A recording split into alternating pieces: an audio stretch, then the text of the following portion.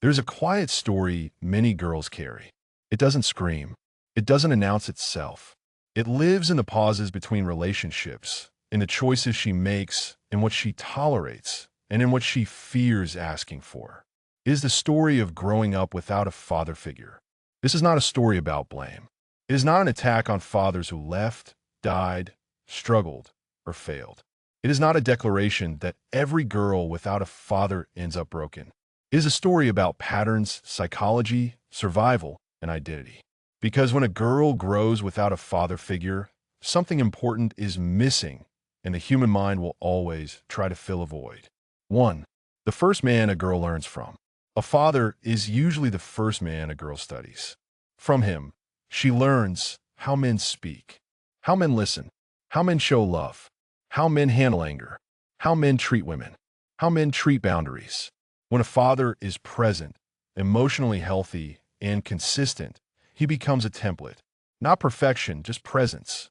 When he is absent, that template is missing. So the girl does not stop learning. She just learns from less reliable sources. She learns from men who notice her body before her being, men who give attention but not commitment, men who confuse desire with love, men who mirror chaos. She learns, but the lessons are distorted. Psychology teaches us something uncomfortable but true.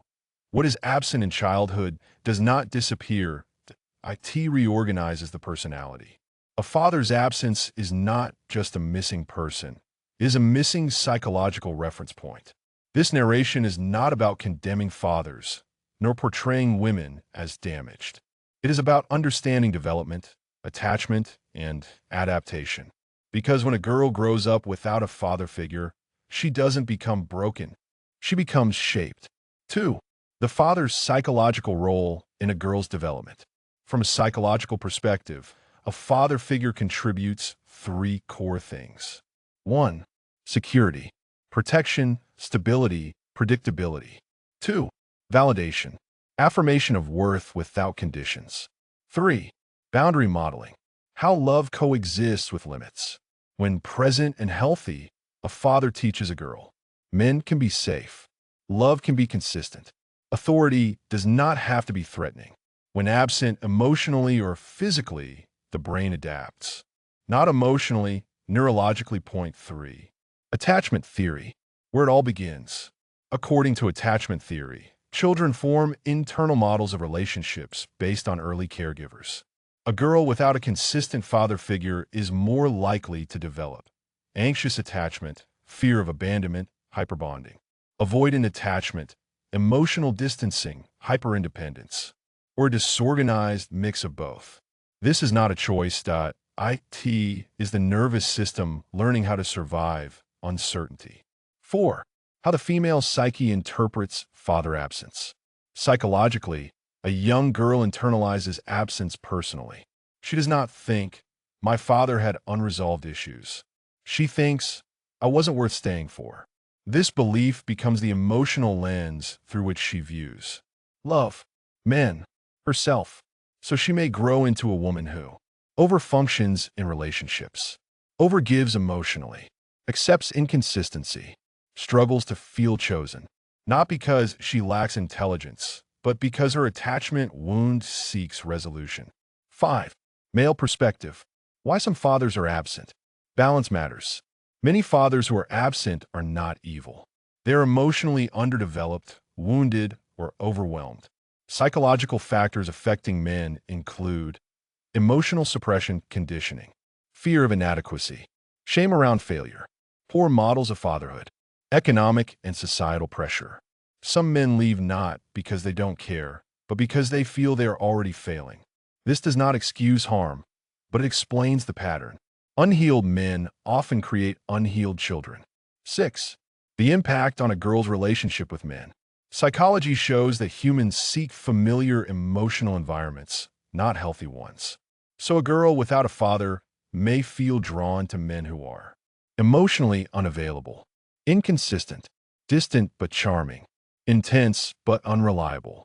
Her nervous system recognizes the emotional rhythm. Stability may feel boring. Chaos may feel like love. 7. Validation becomes a psychological need. Without early paternal validation, self-worth becomes externally regulated. She may unconsciously ask, "Am I wanted? Am I enough? Will you stay?" So validation becomes a dopamine source. Attention feels like love. Desire feels like value. This is not vanity, it is unmet emotional regulation. 8. Sexuality and identity formation. Psychology does not say father absence causes promiscuity, but does show increased vulnerability. Why? Because intimacy becomes a tool for connection, validation, temporary security. For some women, sex becomes emotional currency. For others, it becomes something they avoid entirely. Both are adaptive responses. Point 9. Hyperindependence. The trauma of "I don't need anyone." Some girls respond by shutting down emotional dependency entirely. They become high-achieving, self-reliant, emotionally guarded. From the outside, this looks powerful.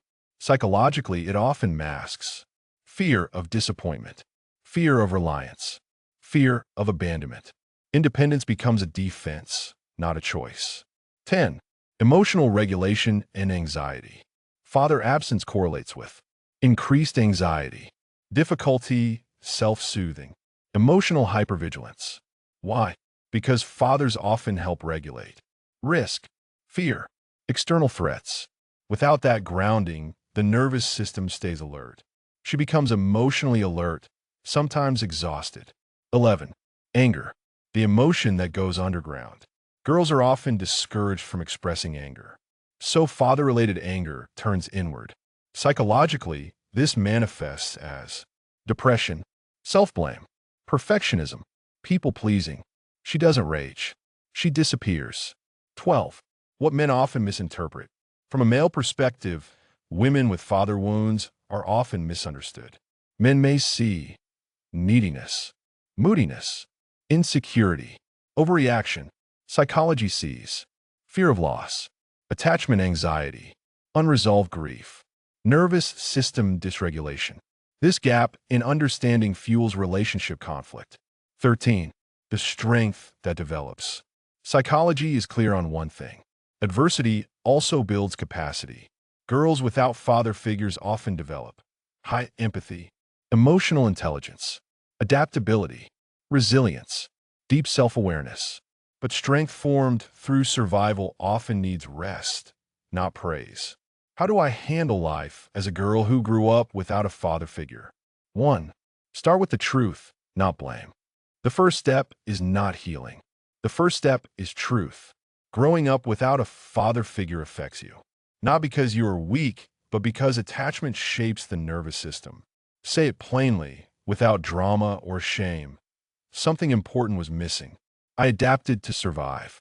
This reframes your story from defect to adaptation. Nothing is wrong with you. Something was unfinished. 2.